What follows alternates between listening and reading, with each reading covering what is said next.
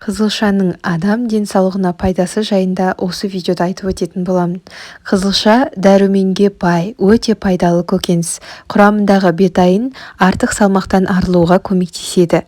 Қызылшаны шикідей де пісіріп те жеуге болады. Ал шырыны бір емес бірнеше дертке дауа екенін ғалымдар зерттеп шықты. Тарих беттеріне көз жүгіртсек, жабайы қызылшалар ежелден бері адамзаттың сенімді серігінің рөлін атқарып келеді екен. Біздің заманымыздан бұрын 2000-1000 жылдары қызылшаның жапырақтары көкөніс ретінде және әртүрлі ауруларға шипа болатын дәрі ретінде пайдаланылған екен.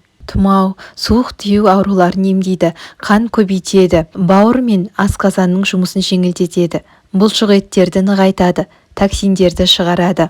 Қызылшаның құрамында көмірсулар, жасұнық, калий, фосфор, кальций және магний, темір, мырыш, А дәруменінің негіздері С, В1, В6 және басқа да дәрумендері фолий қышқылы бар. Қызылшаны асқа пайдалану біздің сүйектеріміз бен тістерімізге өте зор пайдасын тигізеді. Бұл оның құрамындағы кальцийдің арқасында болады. Оның жетіспеушілігінен тіс шегіге, мешел ауруына, сүйек кеуектенуіне, балалар бойы өсуінің бұзылуына әкеп соғады.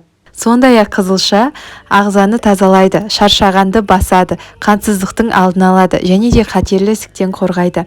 Әсіресе қызылша шырынының пайдасы ұлан асыр. Қызылша шырынымен бәріміздің күрделі мәселеміз саналатын баспа ауруын, яғни ангинаны емдеуге болады.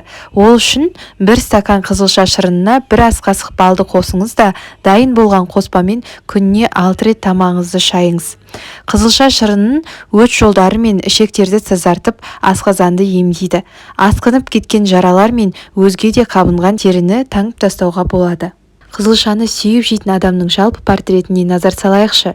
Ол ақылды, себебі қызылшада йод көп, ал онсыз есте сақтау қабілетінің жақсы, ой өрісі мен зейінінің жоғары болуы мүмкін емес. Беті алқызыл, себебі қызылша темірдің сіңуіне әсер етеді. Сондықтан қызылшаны ұнататын жандардың бет әлпетінің бозарғанын байқамайсыз. Ол төзімді. Қызылша адамның физикалық төзімділігін арттырады екен.